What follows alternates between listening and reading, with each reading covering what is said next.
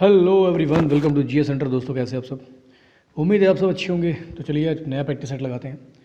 तो आगामी एग्जाम्स के लिए काफ़ी हेल्पफुल होने वाला है। बहुत सारे एग्जाम्स के लिए, सारे एग्जाम्स के लिए हेल्पफुल होगा, लेकिन उत्तर प्रदेश के एग्जाम्स के लिए खासकर, क्योंकि प्रीवियस ईयर क्वेश्चन हैं, बहुत ज़्यादा इंपॉर्टेंट हैं। इनको लगातार देखो, लगातार पढ़ाई करो, और आने वाले एग्जाम्स में यहाँ से बहुत ज़्यादा हेल्प मिलने वाली है। तो इसीलिए लगातार कंटिन्यू रहेगी हमारी सीरीज। तो चलिए जल्दी शुरू करते हैं। आज इन्वायरमेंट का सेक्शन हम करने वाले हैं।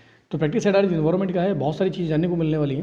क्वेश्चन तो है ही, लेकिन उससे संबंधित जितनी भी थ्योरी है, जितने भी क्वेश्चन बन सकते हैं थ्योरी से, वो भी हम पढ़ने वाले हैं। तो इससे हमारा थ्योरी सेक्शन और जो प्रैक्टिस सेट है वो दोनों कंप्लीट हो जाएगा। ठीक है, तो चलिए शुरू करते हैं। पहला क्वेश्चन हम देखते हैं आज कि सूर्य प्रकाश में उगने वाले पौधों को कहते हैं। तो सूर्य के प्रकाश में जो पौधे उगते हैं उन्हें क्या कहते हैं? आतपोविद बोलते हैं, छायारागी बोलते हैं, या मरुदभिद बोलते हैं, या सैलुदभिद। तो क्या बोलते हैं सूर्य प्रकाश में उगने वाले पौधों को? तो ये वन का ए डायरेक्ट आंसर हो जाएगा आतपोविद, आतपोदभिद। ठीक है, ध्यान रखेंगे, आतपोदभिद बोलते हैं सूर्य प्रकाश में उगने वाले पौधों को। ठीक है, चलिए इससे संबंधित थोड़ी सी थ्योरी देख लेते हैं कि छायादार वृक्ष वातावरण के तापमान को कम करते हैं। ये पेड़ हमें छांव देकर धूप से बचाते हैं, और हवा ठंडी देते हैं। तो पेड़ हमें फल और फूल भी देते हैं। छायादार पेड़ कैसे होते हैं कि हमें फल फूल धूप वूप सबसे बचाते हैं, ठंडा भी देते हैं, इसलिए पेड़ लगाना बहुत जरूरी है। ऐसे पौधे जो सूखे स्थान पर उगते हैं उन पौधों को क्या बोलते हैं? मरुदभिद। जो सूखे स्थान पर उगते हैं उन्हें मरुदभिद पौधे बोलते हैं। और मरुदभिद पौधे ऐसे स्थान पर उगते हैं जहाँ पर जल का स्तर बहुत ही कम होता है। ठीक है, ध्यान रखेंगे इसको। तो मरुदभिद पौधे किन्हें बोलते हैं? जहाँ पर सूखे स्थान पर और इनका जो जल स्तर है वो वहाँ पर बहुत ही कम होता है। ठीक है, नेक्स्ट हम देख लेते हैं थोड़ा सा और क्या बचा है कि सेलोपारिक पादप जो एपीपैट्रिक होते हैं, वे पादप ऐसे होते हैं जो शिलाओं या कठोर चट्टान के ऊपर उगते हैं। तो सैलुदभिद कौन होते हैं? जो कठोर चट्टानों के ऊपर उगते हैं उन्हें हम सैलुदभिद बोलते हैं। तो वन का हमारा सी इज द राइट आंसर हो जाएगा, ए इज द राइट आंसर हो जाएगा, ध्यान रखना। चलिए नेक्स्ट क्वेश्चन में चलते हैं। अगला क्वेश्चन है हमारा कि अधिक वर्षा वाले उष्ण क्षेत्रों में भारी वर्षा होती है, वहाँ वन पाए जाते हैं। तो अधिक वर्षा वाले जो उष्ण क्षेत्र हैं, अधिक वर्षा वाले जो उष्ण क्षेत्र हैं वहाँ भारी बारिश होती है। वहाँ पर किस प्रकार के वन पाए जाते हैं? जहाँ पर अधिक क्या होती है? वर्षा होती है, वहाँ पर किस प्रकार के वन पाए जाते हैं? तो सदाहरित वन पाए जाते हैं, दृढ़ पर्णी वन पाए जाते हैं, घास वन पाए जाते हैं, या मरुस्थल वन पाए जाते हैं। तो जल्दी बताएंगे। देखो, जहाँ पर अधिक बरसात होती है वहाँ पर हमेशा सदाहरित वन ही पाए जाएंगे। क्या पाए जाएंगे? सदाहरित वन। चलिए अब इनसे संबंधित जो वन वगैरह हैं, इनसे संबंधित थोड़ी जानकारी ले लेते हैं। तो स्टैटिक भी हमारा पोर्शन कंप्लीट हो जाएगा। तो यहाँ पर देखते हैं कि सबसे पहले क्या है कि हमारा 1996 से भूमि को वन के रूप में परिभाषित करने का विशेषाधिकार राज्य का रहा है। तो 1996 से जो भूमि है ना, उसको वन के रूप में परिभाषित करने का विशेषाधिकार राज्य को रहा है। अच्छा, इसकी उत्पत्ति कैसे हुई थी? तो उच्चतम न्यायालय जो हाईकोर्ट के आदेश में, जिसमें एक मामला आया था, जो मामला था टी.एन. गोडावरमन, ठीक है, थ्रू मुल्कपाद बनाम भारतीय संघ। तो ये वाला मामला था। तो इसमें निर्णय के नाम से इस निर्णय के नाम से जाना जाता है। इसीलिए 1996 से जो भूमि को वन के रूप में परिभाषित करने का जो अधिकार दिया गया वो किसको दिया गया? राज्य को दिया गया। ठीक है, अब दूसरा पॉइंट है कि जंगल या वन भारतीय संविधान की कौन सी अनुसूची में है? 7वीं अनुसूची में है। तो हर एक पॉइंट हम पढ़ के चलेंगे, जिससे हमें आने वाले एग्जाम्स में समस्या का सामना ना करना पड़े। और सारे एग्जाम्स के लिए काफ़ी इंपॉर्टेंट है। तो जंगल और वन जो है ना, भारत की 7वीं अनुसूची में आते हैं। और कौन सी अनुसूची में? 7वीं अनुसूची में। और कौन सी सूची में? तो समवर्ती सूची में। ठीक है, कितने प्रकार की सूचियाँ होती है? जल्दी से कमेंट करके बताओ कितने प्रकार की सूचियाँ होती हैं। तो 7वीं अनुसूची है, और समवर्ती सूची कौन सी सूची है? समवर्ती सूची। ठीक है, अगला हम पॉइंट देखते हैं इससे संबंधित कि 42वां संविधान संशोधन, जिसे मिनी कॉन्स्टिट्यूशन भी बोला जाता है। तो 42वां जो संविधान संशोधन है, ठीक है, 42वां संविधान संशोधन अधिनियम 1976 के माध्यम से वन और वन्यजीवों और पक्षियों के संरक्षण को राज्य सूची से समवर्ती सूची में हटा दिया गया था। तो 42वां जो संविधान संशोधन था आपका, ठीक है, तो 42वें संविधान संशोधन अधिनियम 1976 से क्या हुआ था? ठीक है, तो वहाँ से जो के माध्यम से वन जो थी ना, वन और वन्यजीवों और पक्षियों के संरक्षण को राज्य सूची से समवर्ती सूची में स्थानांतरित कर दिया गया था। तो ये ध्यान रखना है कि राज्य सूची समवर्ती सूची में कब डाल दिया गया था? तो ये डाल दिया गया था आपका 42वां संविधान संशोधन 1976 के तहत। ठीक है, नेक्स्ट हमारी संविधान के अनुच्छेद 51। तो संविधान का जो अनुच्छेद 51 है, तो उसमें क्या किया गया है कि वन और वन्य जीवों को प्राकृतिक पर्यावरण की सुरक्षा और संवर्धन करने का प्रत्येक नागरिक का मौलिक कर्तव्य है। तो तीनों चीज़ों में डाला गया है, इसको ध्यान रखेंगे। हम क्या करेंगे कि तीनों चीज़ों में डाला गया है। किस में डाला गया है कि एक तो हमारा ये 7वीं अनुसूची में और समवर्ती सूची में डाला गया है इसको। दूसरा है कि वन और वन्य जीवों को राज्य सूची से समवर्ती सूची में कब डाला गया? 42वें संविधान संशोधन के द्वारा। और तीसरा हमारा मौलिक कर्तव्य में आर्टिकल 51 का है। तो 51 का जी है, वो बोलता है कि प्रत्येक नागरिक का मौलिक कर्तव्य प्रकृति पर्यावरण की सुरक्षा करना। ठीक है, नेक्स्ट पॉइंट हमारा आ जाता है कि राज्य के नीति निषेध सिद्धांत जो है, ठीक है, तो वो अनुच्छेद 48 में आते हैं। तो जो राज्य की नीति निषेधक सिद्धांत है उसमें अनुच्छेद 48 का में ये दिया गया है कि पर्यावरण का संरक्षण करना, क्या करना, पर्यावरण का संरक्षण और संवर्धन करना। तो हमारे जितने भी संवर्ती सूची में, राज्य सूची में और 7वीं अनुसूची में मध्यम और कौन से संविधान संशोधन द्वारा उसे राज्य से संवर्ती सूची में डाला गया, और आर्टिकल 51 का किससे संबंधित है, ठीक है। और नीति निषेधक तत्वों का जो आपका अनुच्छेद है, अनुच्छेद 48A, वो भी काफ़ी इंपॉर्टेंट है, ध्यान रखेंगे। अगला बात करते हैं कि वर्तमान में भारत में जो ना, भारत में राष्ट्रीय वन नीति लागू की गई 1988। तो इसमें भारत में इस समय वर्तमान में राष्ट्रीय वन नीति लागू हुई है 1988 चल रही है, जिसमें केंद्र सरकार पर्यावरण संतुलन एवं आजीविका है, ठीक है, जिसमें केंद्र में पर्यावरण संतुलन और आजीविका मतलब करने का जो साधन है, किस तरीके से हम करेंगे। अब देखो वन कितने प्रकार से होते हैं, तो एक आरक्षित वन होते हैं, संरक्षित वन होते हैं और आपके असुरक्षित वन होते हैं। तो आरक्षित वन क्या होते हैं कि आरक्षित वन जो होते हैं सरकार की प्रत्यक्ष निगरानी में रहते हैं, और संरक्षित वन होते हैं कि सरकार द्वारा देखभाल किए जाते हैं, और असुरक्षित मतलब अवर्गीकृत हैं, उन्हें पता नहीं है।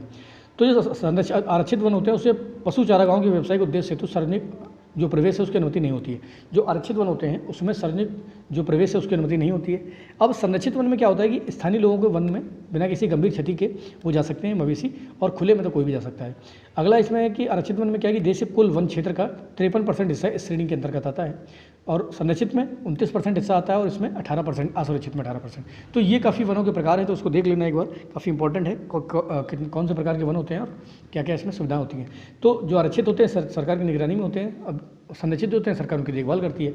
तो आरक्षित में ना तो पशु चरा सकते हैं, ना कोई एंट्री कर सकते हैं, 53% हिस्सा है। संरक्षित में तो एंट्री कर सकते हैं लेकिन नुकसान नहीं पहुंचा सकते हैं, और संरक्षित में क्या है कि 29% हिस्सा आता है। तो ध्यान रखना इस चीज़ को। चलिए आगे बढ़ते हैं। अब ये राज्य वन क्या होते हैं ये सब पढ़ लेना, ठीक है, ये एक्स्ट्रा पॉइंट दिए गए हैं, ये पढ़ लेना, ठीक है। अब बनावट के आधार पर भी पेड़ कितने प्रकार के वन पाए जाते हैं, इसको भी थोड़ा सा देर पढ़ लेना। क्या है कि शंकुधारी वन जो होते हैं, समशीतोष्ण वन होते हैं, और चौड़ी पत्ती वाले वन होते हैं, तो उसको देख लेना एक बार, ठीक है। नेक्स्ट हम क्वेश्चन देखते हैं। अब देखो, अब औसत वार्षिक वर्षा के आधार पर वनों का वर्गीकृत किया गया है। तो देखते हैं भारत में वनों को विस्तृत रूप से औसत वार्षिक वर्षा के आधार पर 5 श्रेणियों में बांटा गया है। कितनी श्रेणियों में? 5 श्रेणियों में इसको बांटा गया है। अब पहला क्या है? उष्णकटिबंधीय सदाबहार। तो उष्णकटिबंधीय में क्या आता है? आर्द्र उष्णकटिबंधीय वन। अब क्या होता है कि इस क्षेत्र में इस प्रकार के जो वन होते हैं, इस प्रकार के वन जो होते हैं पश्चिमी घाट में मिलते हैं, अंडमान निकोबार में मिलते हैं, द्वीप समूह मिलते हैं, और आपके दक्षिण भारत में मिलते हैं। तो आर्द्र उष्णकटिबंधीय मतलब गीले रहते हैं, लेकिन ये ट्रॉपिकल फॉरेस्ट हैं। तो आर्द्र गीले इसलिए रहते हैं क्योंकि यहाँ पर बरसात का अच्छी मात्रा में होती है। तो अंडमान निकोबार हो गया, आपका पश्चिमी घाट हो गया, और उत्तर पूर्वी क्षेत्र हो गया, दक्षिण भारत के क्षेत्र हो गए, तो यहाँ पर बरसात काफ़ी अच्छी रहती है। इसलिए क्या होता है कि यहाँ पर ये आर्द्र उष्णकटिबंधीय वन पाए जाते हैं। अब जलवायु के बारे में बात करते हैं। इस प्रकार के वन जो होते हैं ना 200 सेंटीमीटर से अधिक वर्षा वाले स्थान पर पाए जाते हैं, और 22 डिग्री सेल्सियस से अधिक औसतन तापमान वाले गर्म और आर्द्र क्षेत्रों में पाए जाते हैं। तो देखो बरसात कितनी होती है? 200 जो आपकी सेंटीमीटर से अधिक होनी चाहिए, और तापमान कितना रहता है? तो 22 डिग्री सेल्सियस से अधिक औसत तापमान होता है, और गर्म होते क्षेत्र और आर्द्र होते हैं। इन वनों में 60 मीटर या उससे अधिक ऊंचाई वाले वृक्ष पाए जाते हैं। ध्यान रखना, कितने? 60 मीटर या उससे अधिक ऊंचाई वाले वृक्ष पाए जाते हैं। अब इस प्रकार के वनों में वृक्षों से पत्ते के गिरने, फूल गिरने का कोई निश्चित समय नहीं है। अब देखो जैसे बसंत में पौधे गिरते हैं पर्णपाती से, इनमें क्या होता है ना कि इनमें कोई निश्चित समय नहीं होता है। फल और फूल जो लगने का कोई निश्चित समय नहीं है। ये वर्ष भर हरे भरे रहते हैं, बस हरे भरे रहते हैं, लेकिन इनका लगने का कोई समय नहीं है कि कब लगेंगे कब नहीं लगेंगे। अगला हम पॉइंट देख लेते हैं कि इन वनों में पाई जाने वाली प्रजातियाँ जो होती हैं ना, जो प्रजातियाँ पाई जाती है, रोजवुड है, महोगनी है, एनी है, इबोनी है, तो ये सारी प्रजातियाँ पाई जाती हैं आर्द्र उष्णकटिबंधीय वन में। ये सामान्य तौर पर पाए जाने वाले वृक्षों में कटहल, सुपारी, जामुन, आम और हुलक। तो यहाँ पर कौन कौन से फल पाए जाते हैं, वृक्ष जो पाए जाते हैं, कौन से प्रकार के वृक्ष? कटहल, सुपारी है, जामुन का पेड़ है, आम का पेड़ है, और हुलक का पेड़ है। तो ध्यान रखना है इसको। अब आर्द्र सदाबहार वन के बारे में हम थोड़ा सा जानकारी ले लेते हैं कि आर्द्र सदाबहार वन किन्हें कहते हैं। तो आर्द्र सदाबहार वन कहते हैं हम कि इस प्रकार के वन जो होते हैं ना कम वर्षा वाले भागों में पाए जाते हैं। किसमें? कम वर्षा वाले भागों में पाए जाते हैं, जहाँ पर जैसे पश्चिमी घाट हो गया। देखो आर्द्र सदाबहार भी पश्चिमी घाट में, अंडमान निकोबार द्वीप समूह और पूर्वी हिमालय में ये भी पाए जाते हैं। अब बात करते हैं कि आर्द्र जो सदाबहार है, आर्द्र पर्णपाती वृक्षों का मिश्रण पाया जाता है। इन वनों में जो आर्द्र सदाबहार और आर्द्र पर्णपाती वृक्ष जो है ना उनका मिश्रण पाया जाता है। न्यून पर्वतारोहण और गतिविधियों में इन वनों को सदाबहार चरित्र प्रदान करती है। इन वनों की मुख्य प्रजातियां जो होती हैं वो सफ़ेद देवदार होती है, हुलाक होती है और कैल होती है।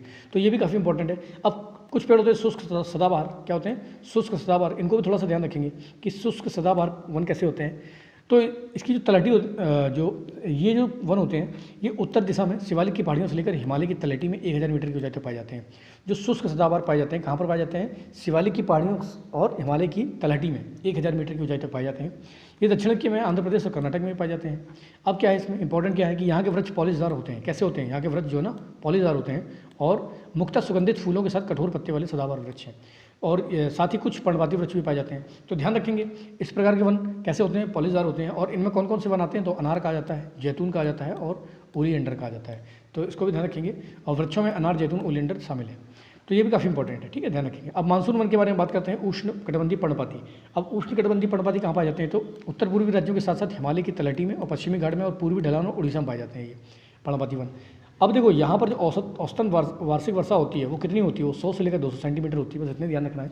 अब वृक्षों के बारे में अगर बात कर लें तो यहाँ पर कुछ ऊंचे और शुष्क मौसम में अपने पत्ते गिरा देते हैं। जो वृक्ष होते हैं कुछ पत्ते गिरा देते हैं, जैसे साल का हो गया, सागौन का हो गया, शीशम, महुआ, आंवला, सेमुल, कुसुम, चंदन, ये सारे पौधे होते हैं, ठीक है।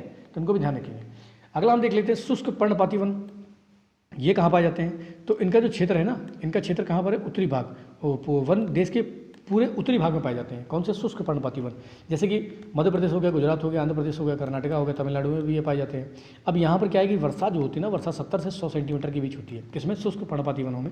अब नमी वाले क्षेत्रों में आर्द्र पर्णपाती के लिए एक संक्रमण काल होता है, जबकि शुष्क क्षेत्रों में कांटेदार वन पाए जाते हैं। चलिए इतना इंपॉर्टेंट नहीं है, आगे हम देख लेते हैं। जो इंपॉर्टेंट है वो देखेंगे। अब यहाँ पर पौधे किस प्रकार से पाए जाते हैं, पेड़, तेंदू का पेड़ है, पलास का है, अमलतास का है, बेल का है, और खैर का है, धावा का है, एक्सल वुड बोलते हैं, अधिवृक्ष इन जंगलों में पाए जाते हैं। तो ये भी ध्यान रखना है।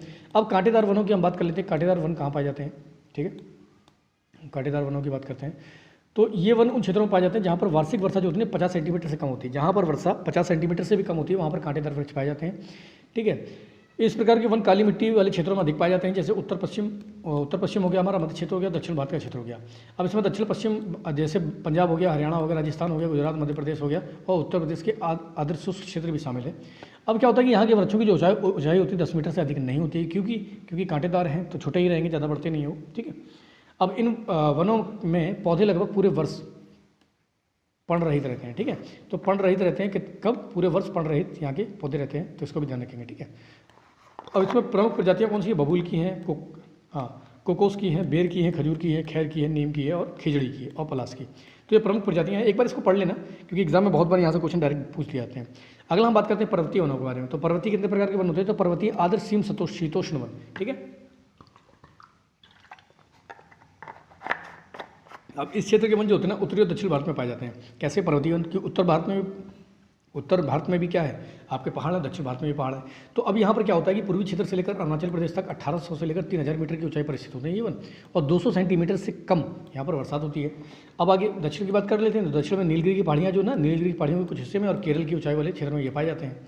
वृक्षों की बात कर लेते हैं। तो दक्षिण क्षेत्र के वृक्ष जो होते हैं वन सर्वाधिक घने हैं, तो उत्तर के क्षेत्र की तुलना में ये जो पर्वतीय वन है, ये दक्षिण के पर्वतीय वन काफ़ी सघन है, घने हैं, ठीक है।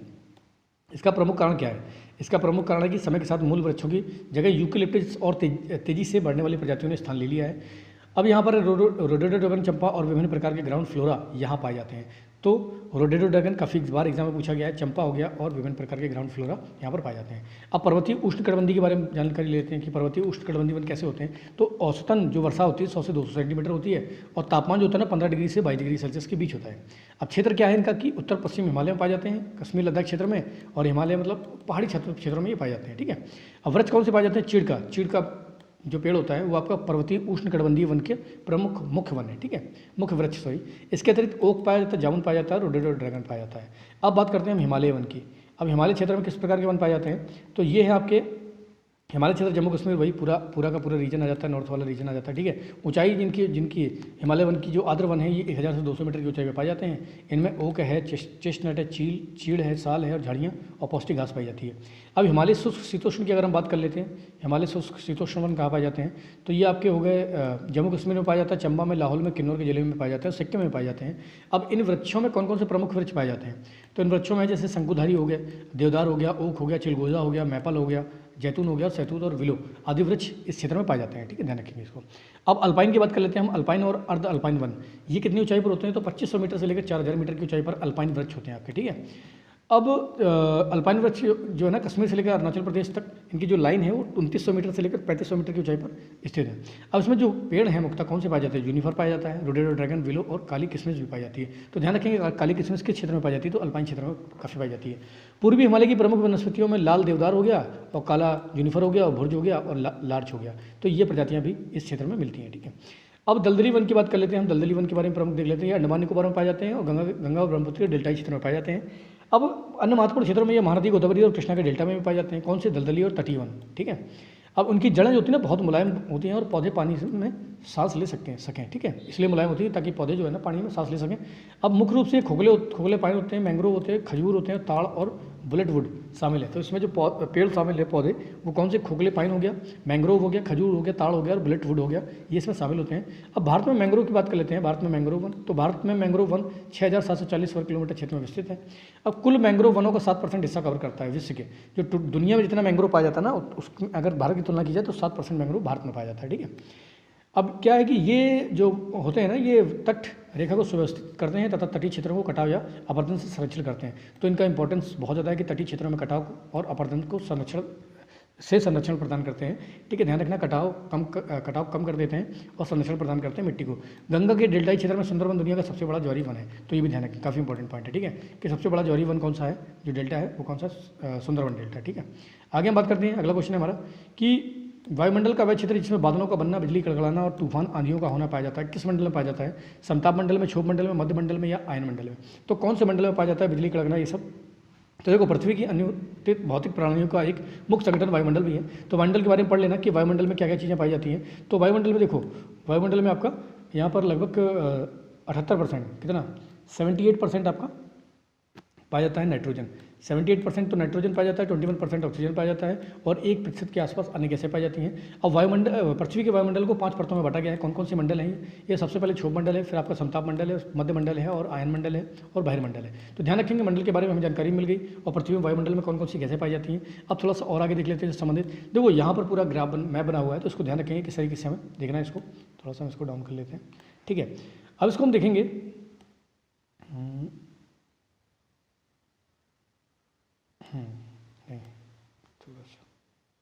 ठीक है।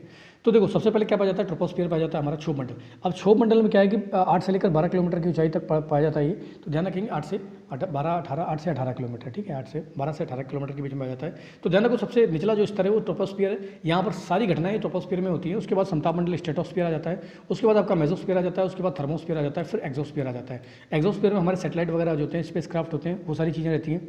थर्मोस्फियर और मेसोस्फियर में आके जो उल्कापिंड होते हैं वो जलने लगते हैं। आपके स्ट्रेटोस्फियर में आपकी ओजोन परत है और स्ट्रेटोस्फियर में जो भी चीज़ें होती हैं वो क्या होती हैं, यहाँ पर ओजोन लेयर पाई जाती है। और ट्रोपोस्फियर में क्या होता है कि जितनी भी घटनाएं होती हैं वो ट्रोपोस्फियर में होती है। ध्यान रखेंगे इनका क्रम कि नीचे से क्या है, ट्रोपोस्फियर, क्षोभ मंडल, आपका समताप मंडल, फिर मध्य मंडल, थर्मोस्फियर आ जाता है और फिर एक्सोस्फियर। अब थोड़ा सा इनके बारे में बात भी कर लेते हैं, क्षोभ मंडल क्या होता है। तो अगर हम क्षोभ मंडल की बात करते हैं, ठीक है, सारी प्रमुख जानकारी ले लेंगे जिसमें कहीं ज़्यादा भागना ना पड़े। तो 18 किलोमीटर की ऊंचाई तक फैला है ये। भूमध्य रेखा पर वायुमंडल की पहली परत और ध्रुवों पर 8 किलोमीटर। तो ध्रुवों पर ये 8 किलोमीटर है और भूमध्य रेखा पर अगर देखें हम तो कितना है, 18 किलोमीटर ऊंचाई पर है ये। अब इसमें क्या होता है कि ऊंचाई के साथ तापमान कम होता है। तो इसमें ऊंचाई के साथ तापमान कम होता है, ध्यान रखना, बहुत बार एग्जाम में डायरेक्ट पूछा जाता है कि एग्जाम में डायरेक्ट पूछ लेते हैं कि क्या ऊंचाई के साथ तापमान कम होता है, क्या होता है। तो इसमें ऊंचाई के साथ तापमान कम होता है, इसलिए ऊंचाई में वृद्धि के साथ हवा का घनत्व कम हो जाता है, अर्थात कम गर्मी अवशोषित। जैसे आप धरती पर चलेंगे, क्रस्ट पर चलते हैं और पहाड़ों के ऊपर जाने लगते हैं तो आपको ठंडक महसूस होने लगती है, इसलिए क्योंकि जैसे ही आप ऊंचाई में वृद्धि करते हैं तो हवा का जो घनत्व होता है वो कम हो जाता है। तो ऐसे क्वेश्चन भी एग्जाम में बहुत बनते हैं।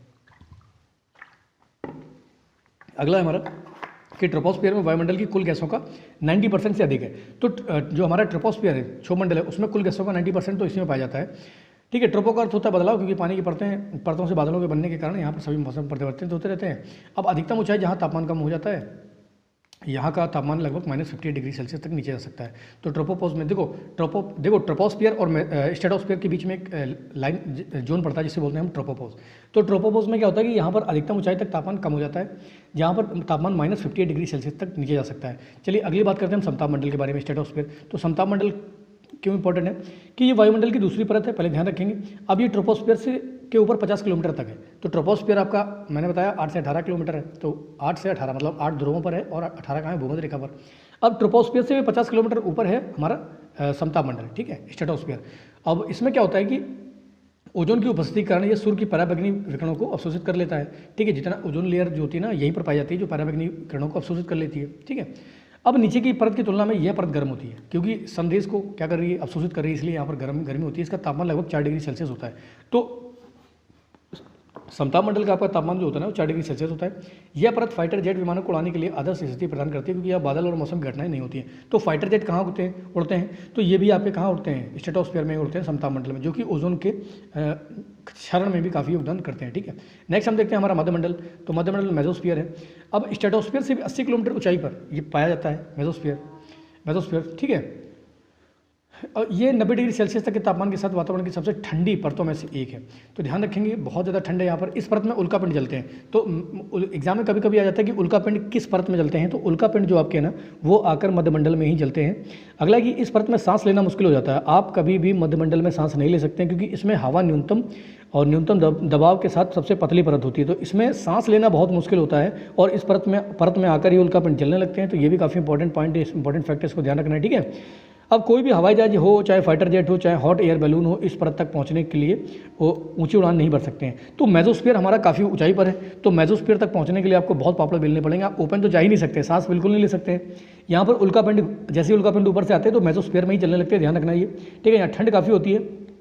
ठीक है, और यहाँ पर हवाई जहाज, फाइटर जेट कोई भी उड़ान नहीं भरता है। तो ये हो गया हमारा मध्यमंडल। अगला है हमारा कौन सा है, अगर आगे हम बात करते हैं हमारे बाहर मंडल की, जिसको बोलते हैं थर्मोस्फीयर, बाहर मंडल। तो थर्मोस्फीयर, अच्छा थर्मोस्फीयर जो होता है ना मेसोस्फीयर के ठीक ऊपर 640 किलोमीटर की ऊंचाई के साथ पाया जाता है। तो थर्मोस्फीयर जो होता है ना मेसोस्फीयर से 640 किलोमीटर ऊंचाई के साथ पाया जाता है। अब इस परत में तापमान ऊंचाई के साथ बढ़ता है। अब ये चीज़ ध्यान रखना, तापमान ऊंचाई के साथ बढ़ता जाता है, क्योंकि इस परत में मौजूद जो होते हैं ना गैस अणु सूर्य से यूवी जो विकिरण है और एक्सरे को अवशोषित करते हैं। इसलिए अब इसमें क्या होता है ना, जितने आप ऊंचे जाते जाएंगे वहाँ पर तापमान बढ़ता जाएगा। वायुमंडल की सभी परतों के बीच यह परत लंबी दूरी के संचार में माध्यम करती है, क्योंकि थर्मोस्फीयर में विद्युत रूप से चार्ज किए जाने वाले गैस कण पृथ्वी से अंतरिक्ष में रेडियो तरंगों का प्रतिबिंबित करते हैं। तो इसलिए ध्यान रखना है कि यहाँ पर क्या होता है ना कि यहाँ पर भी आपकी सैटेलाइट स्थापित की जाती है, जिसे हम बोलते हैं लो अर्थ ऑर्बिट। तो लो अर्थ ऑर्बिट की जो सैटेलाइट होती है, क्योंकि यहाँ पर सीधा सीधा दिया गया, देखो अंतरिक्ष में रेडियो तरंगों का प्रतिबिंबित करते हैं। तो इसमें क्या होता है कि इसमें आपका सैटेलाइट जो होती है ना लो अर्थ ऑर्बिट में, जैसे धरती से हमारे क्रस्ट से 500 किलोमीटर ऊंचाई पर लगाते हैं, तो ये 640 किलोमीटर के क्षेत्र में पाया जाता है। तो थर्मोस्फीयर में हमारे लो अर्थ ऑर्बिट की जो सैटेलाइट है वो स्थापित की जाती है। आगे हम बात करते हैं, यह परत पृथ्वी को विशाल उल्काओं और उपग्रहों से बचाती है। तो इंपॉर्टेंट भी है, विशाल उपग्रह जो आते हैं, उल्कापिंड आते हैं, उनको जला देती है। तो यहीं से जलना शुरू हो जाता है, मतलब मेसोस्फीयर से जलना शुरू हो जाता है, लेकिन ये परत विशाल उल्काओं और उपग्रहों से भी बचाती है। ठीक है, ध्यान रखेंगे। आगे हम बात करते हैं तो बहिर्मंडल, इसके बाद आता है बहिर्मंडल। बहिर्मंडल मतलब एक्सोस्फीयर। तो एक्सोस्फीयर के बारे में थोड़ी जानकारी लेते हैं। क्या होता है कि यह वायुमंडल की सबसे भारी परत है। सबसे भारी परत है, इसकी ऊंचाई लगभग 640 किलोमीटर तक है। ठीक है, इसको ध्यान रखेंगे। यहाँ पर तापमान काफ़ी अधिक है, 300 डिग्री सेल्सियस से लेकर 1650 डिग्री सेल्सियस के बीच रहता है। तो यहाँ पर तापमान बहुत ज़्यादा है, 300 से लेकर 1650, मतलब गए तो आप फ्यूज हो जाएंगे। जैसे जैसे परत की ऊंचाई बढ़ती है, ये धीरे धीरे प्राणिक अंतरिक्ष में विलीन हो जाती है। तो जैसे ही आप इससे ऊपर चलते जाएंगे तो आपको जो परत है ना वो खत्म होती चली जाएगी, और कहाँ पर आप समझ जाएंगे कि आप अंतरिक्ष में आ गए हैं। तो पूरी तरीके से अंधकार छाने लगेगा। इस परत में ऑक्सीजन, आर्गन, हीलियम आदि जैसी गैसों की कम से कम मात्रा होती है, क्योंकि गुरुत्वाकर्षण के नंगे न्यूनतम होने के कारण गैसों के कण अंतरिक्ष में चले जाते हैं। तो गुरुत्वाकर्षण के नगण्य होने, मतलब न्यूनतम होने के कारण क्या होता है कि गैसों का कण जो होता है ना अंतरिक्ष में चले जाते हैं। तो इसको ध्यान रखना। अब वायुमंडल आर्द्रता के बारे में बात कर लेते हैं। यहाँ पर थोड़ा सा एक इंपॉर्टेंट पॉइंट और होता है। अब वायुमंडल आर्द्रता क्या होती है, तो वायुमंडल आर्द्रता क्या होती है कि वायु में उपस्थित जो जलवाष्प के ऊपर निर्भर करती है।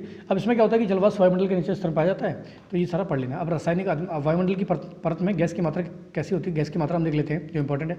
नाइट्रोजन 78% पाई जाती है, इसको ध्यान रखना है। ठीक है, और ऑक्सीजन के बारे में हम बात करते हैं। ऑक्सीजन 21% के लगभग पाई जाती है। ऑर्गन 0.93%, ये एग्जाम में बहुत पूछा जाता है। कार्बन डाइऑक्साइड 0.03% के आसपास। नियोन 0.0018। ठीक है, हाइड्रोजन 0.001। ठीक है, हीलियम है 0.00524। क्रिप्टॉन, तो इनको ध्यान रखना। ऊपर की 4-5 को ध्यान रखना है, बाकी मीथेन को ध्यान रखना, अल्प मात्रा पाई जाती है। तो 0.00017% के आसपास ये पाई जाती है। तो इसको भी हम ध्यान रखेंगे। ठीक है, अब अगला क्वेश्चन आता है हमारा कि थोड़ा सा सेशन लंबा हो जाएगा, क्योंकि हम सारी चीज़ें डीपली में एक बार फिर से रिवीजन कर लेंगे क्वेश्चन करने के साथ साथ। कि लवणीय मृदा में उगने वाले पादपों को कहते हैं। तो लवणीय मृदा में जो पादप उगते हैं उन्हें क्या कहते हैं? क्या हम हेलोफाइट बोलते हैं, ऑक्जिलोफाइट बोलते हैं, लिथोफाइट बोलते हैं, या कैम्जोफाइट बोलते हैं? तो लवणीय मृदा में जो पौधे उगते हैं उन्हें हम क्या बोलते हैं? जल्दी से बताएंगे क्या बोलते हैं? उन्हें हम बोलते हैं हेलोफाइट। क्या बोलते हैं? हेलोफाइट। तो लवणीय मृदा में उगने वाले पौधों को हम हेलोफाइट बोलते हैं। चलिए देख लेते हैं। अब मृदा के बारे में थोड़ी जानकारी लेते हैं। मृदा कितने प्रकार की होती है? तो देखो, मृदाओं में जलोढ़ मृदा बहुत इंपॉर्टेंट है। अब जलोढ़ मृदा क्या है, इसके बारे में थोड़ी जानकारी लेते हैं। अब इसमें क्या होता है कि दोमट और कछार मिट्टी भी कहा जाता है इसको। नदियों द्वारा लाई गई मिट्टी होती है कि नदियाँ जो होती है ना, ये अपने साथ लाती हैं, ऊपर से जब बहती हैं नीचे की तरफ तो अपने साथ लाती है। यह मिट्टी देश के लगभग 40% भाग में पाई जाती है और 15 लाख वर्ग किलोमीटर का क्षेत्र विस्तृत रूप से घेरे हुए है। अब ये भी दो प्रकार की होती है, एक होती है बांगर होती है, एक खादर होती है। बांगर जो होती है ना, ये प्राचीन जलोढ़ है। कैसी है? ये पुरानी जलोढ़, पुरानी मिट्टी है, ठीक। और ये इनकी उर्वरता कम होती है। तो बांगर में क्या होता है कि ये प्राचीन जलोढ़ होती है और इसकी उर्वरता कम होती है। लेकिन खादर जो होती है ना, ये नवीन जलोढ़ होती है और ये प्रत्येक साल बाढ़ द्वारा लाई गई मिट्टी होती है। और बांगर की अपेक्षा जो है ना अधिक उपजाऊ होती है। तो बांगर और खादर ये जलोढ़ मिट्टी के दो स्वरूप हैं। बांगर पुरानी होती है और कम उपजाऊ होती है, लेकिन खादर जो होती है नहीं होती है। तो नदियाँ जो होती है पहाड़ों से जो सिल्ट और गाद लेके आती है मिट्टी, वही होती है आपकी कौन सी? नवीन जलोढ़। और ये अधिक उपजाऊ भी होती है, ठीक है। ध्यान रखेंगे। थोड़ा सा और इंपॉर्टेंट पॉइंट देख लेते हैं। जलोढ़ मिट्टियों में क्या किसकी मात्रा होती है? पोटास पाया जाता है, फास्फोरिक अम्ल पाया जाता है, चूना पाया जाता है, कार्बनिक तत्व की अधिक मात्रा होती है। अब देखो, नाइट्रोजन और ह्यूमस की कमी होती है। जलोढ़ मिट्टी में नाइट्रोजन और ह्यूमस की बहुत ज़्यादा कमी होती है, ठीक है। तो इसको भी ध्यान रखेंगे। जैसे जलोढ़ मिट्टी जो होती है ना, धान के लिए, गेहूँ के लिए, गन्ने के लिए, दलहन के लिए, तिलहन के लिए, आपका तिलहन दलहन आदि की खेती के लिए काफ़ी उपयुक्त होती है। तो उसको भी हम ध्यान रखेंगे कि किन किन चीज़ों के लिए उपयुक्त है। अब दूसरी जो इंपॉर्टेंट मिट्टी है, ये कौन सी हमारी? ये काली मिट्टी। तो काली मिट्टी भी काफ़ी इंपॉर्टेंट है। तो काली मिट्टी को हम रेगुर मिट्टी बोलते हैं। उत्तर प्रदेश कांस्टेबल 2018 में क्वेश्चन पूछा गया था कि रेगुर मिट्टी किसका दूसरा नाम है, या काली मिट्टी का दूसरा नाम क्या है? ये एग्जाम में पूछा गया था, ध्यान रखना। मिट्टियों से क्वेश्चन बहुत बनते हैं। तो काली मिट्टी का दूसरा नाम क्या है आपका? रेगुर मिट्टी या कपास मिट्टी भी बोलते हैं। इसे अंतर्राष्ट्रीय रूप से उष्णकटिबंधीय चरनोजम कपास की खेती हेतु सबसे उपयुक्त मिट्टी माना जाता है। अब ज्वालामुखी, इसका निर्माण कैसे होता है? ज्वालामुखी लावा के अक्षय अपरदन से हुआ था। अब इसमें मैग्नेटाइट, लोहा, एल्युमिनियम, सिलिकेट, ह्यूमस आदि की उपस्थिति के कारण इसका रंग काला हो जाता है। किसके कारण हो जाता है? कि मैग्नेटाइट होता है, लोहा होता है, एल्युमिनियम, इसके कारण। इसमें नमी धारण करने की बेहतर क्षमता होती है। बस इतना इंपॉर्टेंट पॉइंट ध्यान रखना है कि इसमें जो काली मिट्टी होती है ना, नमी धारण करने की बेहतर क्षमता होती है। और उसमें जो फसल होती है कौन कौन सी होती है? कपास होता है, मोटा अनाज होता है, तिलहन, सूर्यमुखी और सब्जियां, खट्टे फल वगैरह की आदि कृषि होती है। तो ध्यान रखिए, जो इंपॉर्टेंट पॉइंट है, रेगुर मिट्टी बोलते हैं। ज्वालामुखी के अक्षय से निर्माण हुआ है, नमी धारण की बेहतर क्षमता होती है। और कपास, मोटे अनाज वगैरह हो गए, तिलहन हो गए, सूरजमुखी हो गए, सब्जियां, फल और इनके लिए काफ़ी उपयुक्त होती है। और देख लेते हैं इसके इंपॉर्टेंट पॉइंट। इस प्रकार की मिट्टी जो होती है ना, सर्वाधिक विस्तार क्षेत्र इसका कहाँ पर है? इस प्रकार की मिट्टी का जो सर्वाधिक विस्तार क्षेत्र महाराष्ट्र में है। दक्कन ट्रैप से बनी मिट्टी भी कहा जाता है, इसे डेक्कन ट्रैप से बनी मिट्टी भी कहा जाता है। इस मिट्टी में लोहा, चूना, पोटास, एल्युमिनियम, कैल्शियम, फास्फोरेट की प्रचुर मात्रा में होती है, जबकि नाइट्रोजन और फास्फोरस और कार्बनिक तत्वों की कमी होती है।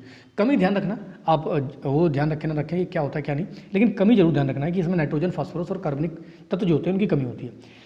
प्रादीपी काली मिट्टी को सामान्य 3 भागों में बांटा गया है। छिछली काली मिट्टी, मध्यम और गहरी। इतना ज़्यादा इंपॉर्टेंट पढ़ने की जरूरत नहीं है, बस इतना ध्यान रखो कितने भागों में इसको बांटा जाता है। आगे हम देखते हैं लाल मिट्टी के बारे में। तो लाल मिट्टी क्या है कि सामान्य से लेकर भारी वर्षा वाले क्षेत्रों में प्राचीन कृष्णीय शैलों के अक्षय से इसका निर्माण होता है। यह मिट्टी अधिकतर दक्षिण भारत में मिलती है। तो लाल मिट्टी कहाँ मिलती है? अधिकतर दक्षिण भारत में मिलती है। लाल रंग क्यों होता है इसका? लाल रंग लौह ऑक्साइड की उपस्थिति के कारण होता है। तो ये भी ध्यान रखेंगे। यह अपेक्षाकृत कम उपजाऊ होती है। कैसी होती है? कम उपजाऊ होती है। अब सिंचाई की आवश्यकता होती है इसमें। ये मिट्टी लगभग पूरे तमिलनाडु हो गया, आंध्रा हो गया, छत्तीसगढ़ हो गया, कर्नाटक, महाराष्ट्र और उड़ीसा के कुछ क्षेत्रों में पाई जाती है। तो लाल मिट्टी कहाँ पर पाई जाती है? लगभग दक्षिण भारत के क्षेत्र में पाई जाती है। और जो आपके प्राचीन कृष्णीय शैल हैं उनके अक्षय से इसका निर्माण हुआ है, दक्षिण भारत में मिलती है। लाल रंग इसलिए होता है क्योंकि लौह जो ऑक्साइड है उसकी उपस्थिति होती है। कम उपजाऊ होती है। तमिलनाडु, आंध्र, छत्तीसगढ़, महाराष्ट्र में हो गया, कर्नाटक, उड़ीसा के क्षेत्रों में पाई जाती है। अब इसमें जो उपयुक्त क्या होता है? बाजरा हो सकता है, मूंगफली हो जाती है और आलू के लिए भी उपयुक्त होती है, ठीक है। वहीं निम्न क्षेत्रों में चावल आदि भी थोड़ा बहुत मात्रा में हो जाता है। अब इसमें क्या है कि फास्फोरस, अम्ल और कार्बनिक तत्व और जैविक पदार्थ, चूना व नाइट्रोजन कमी पाई जाती है। तो अधिकतर मिट्टियों में क्या होता है कि नाइट्रोजन की कमी पाई जाती है। और नाइट्रोजन की कमी को पूरा करने के लिए हम किसका यूज़ करते हैं? खाद का यूज़ करते हैं, ठीक है, ध्यान रखिएगा। नेक्स्ट हम देखते हैं कौन सी मिट्टी हमारी। नेक्स्ट है हमारी लेटराइट मिट्टी। अब लेटराइट मिट्टी क्या है तो इसके बारे में जानते हैं। इसका सर्वप्रथम अध्ययन जो किया था ना, एफ बुकानन द्वारा 1905 में किया गया था मिट्टी का। ये प्रायद्वीपीय भारत के पठारों के ऊपरी भाग में विकसित हुई है। कहाँ? पठार के ऊपरी भागों में ये पाई जाती है। अब कहाँ पर पाई जाती है कि 200 सेंटीमीटर जो है ना आपकी 200 सेंटीमीटर, तो 200 सेंटीमीटर से अधिक वर्षा वाले क्षेत्रों में चूना और सिलिका के चूना और सिलिका के निछालन से इसकी उत्पत्ति होती है। तो पठार के ऊपरी क्षेत्र में पाई जाती है जहाँ पर 200 सेंटीमीटर से अधिक बरसात होती है और चूना और सिलिका के निछालन से इसकी उत्पत्ति होती है। ध्यान रखना, सारे पॉइंट बहुत इंपॉर्टेंट है। इस प्रकार की मिट्टी में सामान्यतः झाड़ और चारागाह होते हैं। क्या होते हैं? झाड़ियाँ होती हैं, चारागाह होते हैं। परंतु उर्वरक का उपयोग कर चावल, अगर आप उर्वरक का उपयोग कर लेते हैं इसमें तो यहाँ पर चावल, रागी और काजू भी उपज सकते हैं। इस मिट्टी में लोह ऑक्साइड की प्रचुर मात्रा होती है, लेकिन नाइट्रोजन, देखो भाई सब नाइट्रोजन नहीं है यहाँ पर। नाइट्रोजन, फास्फोरस, अम्ल, पोटास, कार्बनिक तत्वों की कमी मिलती है। तो नाइट्रोजन हो गया, कार्बनिक तत्व हो गए, इनकी कमी मिलेगी पोटास की। ये मिट्टी आमतौर पर कहाँ पाई जाती है तो इसको भी ध्यान रखना है। केरल में, तमिलनाडु में, महाराष्ट्र में, छत्तीसगढ़, उड़ीसा और असम के पहाड़ी इलाकों में ये मिट्टी पाई जाती है। तो लेटराइट मिट्टी से बहुत बार क्वेश्चन बनता है। किसकी अधिकता होती है इसमें? तो चूना और सिलिका के निछलन से बनी हुई है। 200 सेंटीमीटर से अधिक वर्षा वाले क्षेत्र में पाई जाती है। इसमें मुख्यतः झाड़ और चारागाही होते हैं, लेकिन अगर आप खाद वाद का यूज़ कर लेंगे तो चावल, रागी और काजू भी हो जाता है। अब इसमें किसकी मात्रा नहीं पाई जाती तो नाइट्रोजन हो गया, कार्बनिक तत्व हो गए, पोटास, चूना, अम्ल और फास्फोरिक अम्ल नहीं की कमी पाई जाती है। अब ये मिट्टी केरल हो गया, तमिलनाडु, महाराष्ट्र, छत्तीसगढ़, उड़ीसा और असम के पहाड़ी क्षेत्र में मिलती है। ठीक है, अब कणों के आधार पर भी लेटराइट मिट्टी को बांटा गया, कितने भागों में बांटा गया है, तो कणों के आधार पर इसको 3 भागों में बांटा गया है, बस इतना ध्यान रखना है, 3 भागों में बांटा गया है। तो भूजलीय लेटराइट होती है, गहरी लाल लेटराइट होती है और श्वेत लेटराइट होती है। अब श्वेत क्यों होती है, तो इसमें केओलिन की अधिकता के कारण होती है। ठीक है, और गहरी लाल क्यों होती है, लौह आयस ऑक्साइड की वजह से, पोटास की वजह से। भूजलीय लेटराइट कैसी होती है, मिट्टियों का निर्माण भूगर्भीय जल से की सहायता से होता है। तो 3 प्रकार से होता है, ज़्यादा नहीं, बस एक बार पढ़ लेना इसको। नेक्स्ट है पर्वतीय मिट्टी। अब पर्वतीय मिट्टी के बारे में हम पढ़ते हैं। पर्वतीय मिट्टी क्या होती है, तो पर्वतीय मृदा, देखो पर्वतीय मृदा को वनी मृदा भी कहा जाता है। क्या बोला जाता है, वनी मृदा भी कहा जाता है। अब इस प्रकार की मिट्टियाँ जो होती है हिमालय की घाटियों में ढलानों पर पाई जाती हैं। ये निर्माणधीन मिट्टी है। ये कैसी मिट्टी है, निर्माणधीन है, एक जम जाएगी, फिर बह जाएगी, फिर दूसरी आ जाएगी, फिर बह जाएगी, फिर तीसरी आ जाएगी, इस तरीके से आती रहती है। इसका पूर्ण रूप से अध्ययन नहीं हुआ अभी तक कि ह्यूमस की अधिकता के कारण ये अम्लीय गुण रखती है। अब इसमें ह्यूमस की मात्रा अधिक पाई जाती है, इसलिए कैसा गुण हो जाता है इसका, अम्ल। तो यहाँ पर किसकी प्रकार की खेती होती है, चाय, कॉफ़ी, मसालों और उष्णकटिबंधीय फलों की खेती संभव हो जाती है। और कैसी मृदा होती है, पर्वतीय, अम्लीय होती है। इस प्रकार की मिट्टी जम्मू कश्मीर से लेकर अरुणाचल प्रदेश के पर्वतीय क्षेत्र में पाई जाती है, काफ़ी इंपॉर्टेंट है। आगे हम बात करते हैं आपका शुष्क और मरुस्थलीय मिट्टियों के बारे में। सूखे क्षेत्र में और मरुस्थल में किस प्रकार की मिट्टियाँ पाई जाती हैं, इसको भी हम देख लेते हैं। तो नेक्स्ट देखते हैं कि इस प्रकार की मिट्टी अरावली पर्वत से लेकर सिंधु घाटी जो आपकी है उस क्षेत्र तक पाई जाती है। पश्चिमी राजस्थान, गुजरात, हरियाणा का क्षेत्र हो गया, हरियाणा, गुजरात, उत्तर प्रदेश का क्षेत्र हो गया। अब इस मिट्टी में बालू की मात्रा पाई जाती है, ध्यान रखेंगे। जो आपकी मरुस्थलीय मिट्टी है उसमें बालू की मात्रा तो नॉर्मली पाई जाएगी। और ज्वार जैसे मोटे अनाज की खेती के लिए उपयुक्त है। तो मोटे अनाज हो सकते हैं ऐसी मिट्टी में, क्या हो सकते हैं, बालू की अधिकता पाई जाती है। तो ऐसी मिट्टी में मोटे अनाज की उपज हो सकती है। बाकी आपका गेहूँ चावल तो नहीं हो पाएगा। और इन मिट्टियों में घुलनशील लवणों में फास्फोरस की मात्रा अधिक होती है, जबकि कार्बनिक तत्व नाइट्रोजन की कमी होती है। लगभग सारी मिट्टी में नाइट्रोजन की कमी होती है, इसलिए हमें नाइट्रोजन डालना पड़ता है। नाइट्रोजन इंपॉर्टेंट क्यों होता है, इसके बारे में भी बात करेंगे। ठीक है, नेक्स्ट हमारा आता है लवणीय और क्षारीय मिट्टियाँ। लवणीय मिट्टियाँ क्या होती है, क्षारीय मिट्टियाँ क्या होती हैं, तो एक क्षेत्र में जिसका विस्तार सभी जलवायु प्रदेशों में। अब देखो यह मिट्टी लवणीय और क्षारीय मिट्टी क्या है कि राजस्थान, पंजाब, हरियाणा, महाराष्ट्र, तमिलनाडु के शुष्क और अशुष्क प्रदेशों में विस्तृत है। यह अतः ये क्षेत्रीय मिट्टी है जिसका विस्तार सभी जलवायु में। यह मिट्टी राजस्थान के अशुष्क क्षेत्र देखते हैं यहाँ पर। अच्छा देखो, जहाँ पर सोडियम मैग्नीशियम की अधिकता होती है यह लवणीय मिट्टी होती है, और जहाँ पर कैल्शियम पोटेशियम की अधिकता होती है क्षारीय मिट्टी होती है। इस तरह ध्यान रखना है। क्या ध्यान रखना है हमें कि जिस मिट्टी में भी सोडियम और मैग्नीशियम की मात्रा अधिक है, सोडियम की और मैग्नीशियम की मात्रा अधिक है, वो लवणीय मिट्टी है। और जिसमें कैल्शियम और पोटेशियम की मात्रा अधिक है वो क्षारीय मिट्टी है। और ये खेती के लिए उपयुक्त नहीं होती है। इन्हें स्थानीय भाषा में रेह बोलते हैं, कल्लर बोलते हैं, रकार, ऊसर, कार्ल, चापेन आदि कहा जाता है। तो अलग अलग क्षेत्र में अलग अलग इनको कहा जाता है। तो ध्यान रखना है लवणीय मृदा में क्या क्या होता है, सोडियम और मैग्नीशियम। लेकिन क्षारीय मृदा में किसकी मात्रा अधिक मात्रा होती है, कैल्शियम और पोटेशियम। इसलिए ये खेती करने के उपयुक्त नहीं होती है। इन्हें रे, कल्लर, रकार, ऊसर, कार्ल, चापेन आदि कहा जाता है हर जगह। ठीक है, अब आगे हम बात करते हैं पीट और दलदली मिट्टियों के बारे में। तो इस प्रकार की मिट्टियाँ जो होती है ना कि अत्यधिक आर्द्रता वाले क्षेत्रों में होता है। ठीक है, क्योंकि कार्बनिक तत्व वहाँ पर जम जाते हैं, इसी कारण से होता है। अब अगला है कि इसमें घुलनशील जो लवण होते हैं की पर्याप्त मात्रा होती है। इसमें घुलनशील लवणों की पर्याप्त मात्रा होती है, परंतु फास्फोरस और पोटास की कमी होती है। इसमें फास्फोरस और पोटास की कमी होती है। यह मिट्टी खेती के लिए अनुपयुक्त है। ठीक है, फेरस आयन होने के कारण इसका रंग नीला होता है और इसलिए अम्लीय स्वभाव मृदा है। और अम्लीय मृदा जो होती है ना किस प्रकार से अम्लीय हो जाती है तो जल्दी से बताओ, और क्षारीय हो जाती है किस प्रकार से, कमेंट करके बताओ। ठीक है, अब पोषक तत्वों का प्रभाव पौधों पर क्या प्रभाव पड़ता है देख लेते हैं। ठीक है, कौन से पोषक तत्व पर क्या इंपॉर्टेंट रोल निभाते हैं पौधों के ऊपर। तो अगर हम नाइट्रोजन की बात करते हैं तो नाइट्रोजन किस लिए यूज होता है, तो ये पत्तों के जो शाखाएं होती हैं और पत्तों को स्वास्थ्य और वृद्धि में सहायक होता है। अगर ये नहीं होगा तो पौधे जो होते हैं ना बढ़कर गिर जाते हैं, अधिकता से बढ़कर गिर जाते हैं और रोगों और कीटों का प्रकोप बढ़ जाता है।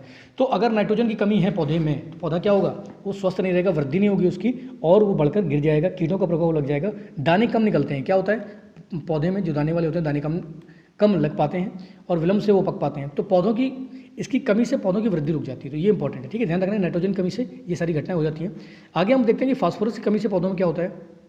तो फास्फोरस किस लिए इंपॉर्टेंट होता है कि यह पौधे की जड़ों की वृद्धि में सहायक होता है। तो फास्फोरस पौधों की जड़ों की वृद्धि में सहायक होता है और दाने को पुष्ट करता है। तो ये भी काफ़ी इंपॉर्टेंट है। इससे क्या होता है कि इसकी कमी से गहरे रंग का पौधा बैगनी रंग जो बाद में स्याही तथा लाल रंग में बदल जाता है। तो मेन फास्फोरस के बारे में ये ध्यान रखेंगे कि जड़ों की वृद्धि में सहायक होता है और दाने को हष्ट-पुष्ट करता है। ठीक है, अगला है पोटास की कमी से क्या होता है कि यह पौधे में चीनी एवं माड़ बनाने की प्रक्रिया में सहायक होता है। अब पौधे में जो स्टार्च होता है, स्टार्च की मात्रा को बढ़ाना यही लाभदायक होता है। ठीक है, अब क्या होता है कि जैसे प्रतिकूल मौसम में कीड़े लगने से क्षमता से बचाने के लिए भी काफ़ी उपयुक्त होता है। ठीक है, अब ये पौधों में तना और डंठलों को मजबूत बनाता है, ये भी थोड़ा सा पढ़ लेना। जल धारण क्षमता बढ़ जाती है, जिससे उनकी जल धारण क्षमता बढ़ जाती है। इसलिए पोटास बहुत इंपॉर्टेंट है क्योंकि ये क्या बनाता है, चीनी और माड़ स्टार्च बनाने की प्रक्रिया में सहायक होता है ये। नेक्स्ट हम देखते हैं जस्ता किस लिए उपयुक्त होता है। तो यह पौधे के अंदर इंडोल एसिटिक ये देखो बहुत इंपॉर्टेंट है, ये पौधे के अंदर इंडोल एसिटिक नामक हार्मोन का निर्माण करने और उसकी वृद्धि करने में सहायक होता है। तो इंडोल एसिटिक जो हार्मोन है उसको बनाने में सहायक होता है और प्रोटीन की मात्रा को भी बढ़ाता है। तो जस्ता भी बहुत, जिंक बहुत ज़्यादा इंपॉर्टेंट है। जैसे धान की रोपाई के 15-20 दिन के बाद सर्वप्रथम ऊपर से तीसरी पत्ती पर लाल भूरे रंग के बिंदु प्रकट होते हैं। ये तुरंत आपस में मिलकर बड़े भूरे रंग के धब्बे बना देते हैं, इसलिए पूरी पत्ती खराब हो जाती है, पत्ते को ढक लेते हैं और धान को खैरा रोग हो जाता है। तो धान को खैरा रोग किसके कारण हो जाता है? जस्ते की कमी के कारण। इसलिए जब भी धान लगता है तो धान के बाद क्या डाला जाता है? खाद डाली जाती है। अगर ऐसा नहीं करते हैं तो क्या होता है? यही कि धान में खैरा रोग जो होता है वो उत्पन्न हो जाता है। तो जस्ता भी काफ़ी इंपॉर्टेंट है पौधों के लिए। नेक्स्ट हम देखते हैं यहाँ पर, ये देखिए धान और मक्का में जस्ता किस तरीके से लगता है। ये पत्ता जो पीला हो जाता है ना, ये अब समझ जाना, कभी पेड़ देखना धान का और मक्का का, उसमें अगर ये पौधा जो हरा है, हरे के बाद जो ये पीला टाइप का हो गया, अगर ऐसा मिलता है आपको पत्ता तो समझ जाना वहाँ पर जिंक की कमी थी और किसान ने समय पर जिंक नहीं दे पाया। ठीक है, आगे बढ़ते हैं। अब आता है हमारा मक्का। मक्के में क्या होता है कि जस्ते की कमी के लक्षण सर्वप्रथम नई पत्तियों में प्रकट होते हैं। मक्के, ठीक है, मक्का। अब मक्के में क्या होता है कि जस्ता की अगर जिंक की कमी है तो उसके पत्तों पर पड़ेंगे और सफ़ेद पीले पत्ते रंग में बदल जाते हैं। गेहूं में क्या होता है जस्ते का प्रभाव कि जो कल्ले निकलते समय दिखाई देता है, उसकी जो कलियाँ निकलती हैं तब उसमें दिखाई पड़ता है। चना और मसूर में क्या होता है कि जस्ते के अभाव में पौधा जो होता है ना, पौधे के बीच की भाग, जब आप कभी देखना तो इसको समझ जाना कि जस्ते की कमी हो गई यहाँ पर जिंक की, कि जस्ते के अभाव में पौधे के बीच के भाग की पत्तियाँ का हरा रंग लाल भूरे रंग में परिवर्तित हो जाता है। तो हरा रंग जो है ना लाल भूरा रंग हो जाता है, कहीं भूरा रंग और मक्के में पीला रंग हो जाता है। तो समझ जाना वहाँ पर जिंक की कमी है। ठीक है, किसकी कमी है? जिंक की कमी के कारण ऐसा हो रहा है। चलिए आगे देखते हैं। प्याज में क्या होता है कि जस्ते की कमी के कारण पौधे का विकास रुक जाता है। तो प्याज जस्ते की कमी के कारण प्याज का विकास रुक जाता है और पत्तियाँ टेढ़ी हो जाती हैं, इसलिए आप समय से इसको डाल दें। अब जस्ते के अनुप्रयोग की विधि क्या होती है, आप ये पढ़ लेना थोड़ा सा, छिड़काव विधि वगैरह, ये इतना इंपॉर्टेंट नहीं है। अब लौह तत्व की बात करते हैं। पौधों की पत्तियों में हरे रंग के उत्पादन में लौह तत्व का महत्वपूर्ण योगदान होता है। अगर लौह तत्व नहीं होगा तो पत्तियां हरी नहीं हो पाएंगी टाइम से और वो बेरंगी हो जाएंगी। इसका भी बहुत ज़्यादा इंपॉर्टेंट होता है। मृदा अनुप्रयोग के बारे में पढ़ लेना, इसको पढ़ना है। ठीक है, आगे बढ़ते हैं। अब बोरोन के कारण क्या होता है कि यह पौधे का एक आवश्यक सूक्ष्म पोषक तत्व है, पौधे के भीतर शर्करा के स्थानांतरण को बढ़ाता है। अब बोरोन जो होता है ना, ये परागण तथा प्रजनन क्रिया का और एवं कोशिका विभाजन में मदद करता है। तो परागण में और प्रजनन में ये सबसे ज़्यादा महत्वपूर्ण कौन निभाता है? ये निभाता है बोरोन। ठीक है, अगर बोरोन नहीं डालेंगे तो परागण नहीं होगा, प्रजनन क्रिया संभव नहीं हो सकेगी। अब यह जो होता है पौधे में पुष्प हो गया, फल हो गया, फूल हो गया, बीज संपादित करता है। तो ध्यान रखना, बोरोन के बारे में पढ़ लेना, इस चीज़ को काफ़ी इंपॉर्टेंट है। ठीक है, और ये मैंने बता दिया, काफ़ी लंबा सेशन हो रहा है। अब उर्वरकों के अनुप्रयोग के लिए आवश्यक निर्देश क्या हैं, ये पूरा पढ़ लेना। निर्देश क्या होते हैं, कौन कौन से उर्वरक कैसे डालने चाहिए, इसको आप पढ़ सकते हैं। ठीक है, जांच द्वारा मृदा जांच करनी चाहिए। नाइट्रोजन युक्त उर्वरकों की पूरी मात्र एक ही बार न डालकर 2 या 3 किस्तों में डालनी चाहिए, बोरी जो होती है। ठीक है, अब ये दिया गया 1.5 इंच लंबी पट्टी, इतना इंपॉर्टेंट नहीं है। आगे हम चलते हैं। अगला क्वेश्चन देखते हैं कि मृदा परिवर्धन को कहते हैं। मृदा परिवर्धन किसको कहते हैं? अपर्दन को, ह्यूमस को, मृदा जनन को या जल योजन को। तो किसको कहते हैं मृदा परिवर्धन? तो मृदा परिवर्धन किसे बोला जाता है, जल्दी से बताएंगे। ये बोला जाता है मृदा जनन को। ठीक है, किसको बोला जाता है? मृदा जनन। अच्छा, मृदा जनन होता क्या है कि एक जटिल और सतत प्रक्रिया है जो पैतृक सेलों, जलवायु, वनस्पति, भूजल और सूक्ष्म जीव सहित कई कारक मृदा की प्रकृति को निर्धारित करते हैं। स्थानीय उच्चावाच जलीय दिशाएं होती हैं, मिट्टी के संगठन होते हैं और पीएच मान आदि मृदा की विशेषताओं को निर्धारित करता है। अब मृदा के घटक क्या होते हैं? देखो, मृदा जनन का प्रमुख कारण क्या होता है कि मिट्टी किस प्रकार से बनती है। एक तो हो गया स्थानीय उच्चावाच हो गया, जलीय दशाएं हो गई और मिट्टी के संगठक हो गए और पीएच मान। तो ये होता है आपका मृदा परिवर्तन, मतलब मृदा का जनन कैसे होता है, किस प्रकार से मिट्टी बनती है। तो बहुत सारे प्रमुख कारण हैं, तो इसको ध्यान रखना है। ठीक है, आगे हम देखते हैं मृदा के घटक के बारे में थोड़ा देख लेते हैं कि मृदा के घटक क्या होते हैं। तो ये आपके खनिज कण, कहाँ गया? ठीक है, खनिज कण खनिज कण होता है, ह्यूमस होता है, जल होता है और वायु होते हैं। ठीक है, इसमें से प्रत्येक की वास्तविक मात्रा मृदा के प्रकार पर निर्भर करती है। ठीक है, कुछ मृदाओं में इनमें से एक या अधिक घटक कम मात्रा में होता है, जबकि अन्य कुछ मृदाओं में इन घटकों का संयोजन भिन्न प्रकार से होता है। तो यही है कि मिट्टी किस प्रकार से बनती है, बहुत सारे कारण होते हैं। अब कृषि के लिए 6 सबसे सामान्य प्रकार की मिट्टी होती है। एक होती है कृषि के लिए 6 सबसे सामान्य प्रकार की मिट्टी होती है। कौन कौन सी होती है? रेत होती है, मिट्टी होती है, गाद होती है, चाक होती है, पीट होती है और दोमट होती है। तो कृषि के लिए जो 6 सबसे सामान्य प्रकार की मिट्टियाँ होती हैं वो कौन कौन सी होती है? ये सारी है। ठीक है, इसको भी ध्यान रखेंगे। तो यहाँ पर मेन क्वेश्चन था कि आपका जो मृदा परिवर्धन है, मृदा का निर्माण किस प्रकार से होता है। तो बहुत सारे कारण होते हैं, जिसमें स्थान उच्चवाच होता है, जलीय दिशाएं होती हैं, मिट्टी का संगठन होता है, पीएच मान वगैरह होता है, जल की मात्रा भी होती है, ह्यूमस की मात्रा भी होती है, वायु द्वारा भी मिट्टी को उड़ाया जाना, नदियों के द्वारा मिट्टी को लाया जाना। तो इस प्रकार से मृदा का निर्माण होता है। ठीक है, अगला हम क्वेश्चन देखते हैं कि वृहद जलाशय में अधिकतम तापमान होता है। तो बड़े जलाशय में जो अधिकतम तापमान कहाँ होता है? ऊपरी स्तर में होता है, तल स्तर में होता है, मध्य स्तर में होता है या तीनों स्तर में एक समान होता है। तो वृहद जो जलाशय हैं, बड़े बड़े जलाशय हैं, उनमें जो सबसे ज़्यादा तापमान होता है वो कहाँ होता है? अधिकतम तापमान कहाँ होता है? क्या निचले स्तर पर होता है, बीच में या ऊपर? तो ये होता है सब आपका ऊपरी स्तर में, क्योंकि सूरज की सीधी किरणें कहाँ पड़ती हैं? ऊपर। तो 6 का हमारा एज द राइट आंसर हो जाएगा। इससे संबंधित कुछ पॉइंट देख लेते हैं हम कि 4 डिग्री सेल्सियस पर जल का जो घनत्व होता है सर्वाधिक होता है। इसको ध्यान रखना है कि 4 डिग्री सेल्सियस पर जल का जो घनत्व होता है वो सर्वाधिक होता है। तापमान अगर 4 डिग्री सेल्सियस से नीचे जाने पर जल की एक निश्चित मात्रा का आयतन सिकुड़ जाता है और आणविक गति की धीमी गति हो जाती है, नतीजन घनत्व तेजी से बढ़ता है। तो इसलिए ध्यान रखेंगे कि जल का जो घनत्व होता है सर्वाधिक कहाँ होता है, 4 डिग्री सेल्सियस पर होता है। अगर 4 डिग्री सेल्सियस से नीचे जाता है तो जल क्या होता है, सिकुड़ने लगता है। ठीक है, आयतन उसका सिकुड़ने लगता है। अब पानी का अधिकतम जो घनत्व 4 डिग्री सेल्सियस पर है, क्योंकि जब 0 से 4 डिग्री तक बढ़ाया जाता है तो कुछ जो हाइड्रोजन बॉन्ड होते हैं टूट जाते हैं और अणु करीब आ जाते हैं और घनत्व 4 डिग्री सेल्सियस तक बढ़ जाता है क्योंकि आयतन घट जाता है।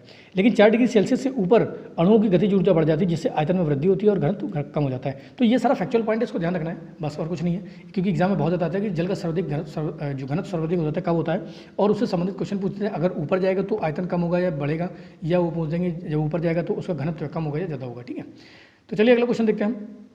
नाइट्रोजन यौगिकरण के बारे में पूछा गया कि नाइट्रोजन यौगिकीकरण करने वाला बैक्टीरिया जीवाणु कौन सा है। तो ओसिलोटेरिया है, टाइलोपोटिक्स है, या एनाबीना है, या एजिटोबैक्टर है। तो नाइट्रोजन जो आपका यहाँ पर नाइट्रोजन यौगिकरण करने वाला जो जीवाणु है ये कौन सा है, तो ये आपका हो गया एजिटोबैक्टर। कौन सा हो गया, एजिटोबैक्टर है। ठीक है, अब इसमें क्या है कि नाइट्रोजन यौगिकरण पादप वे होते हैं जिनकी जड़ें विशिष्ट प्रकार के जीवाणुओं द्वारा संगठित होती हैं। ठीक है, किसके द्वारा, जीवाणुओं द्वारा, विशिष्ट प्रकार के जीवाणुओं द्वारा संगठित होती हैं।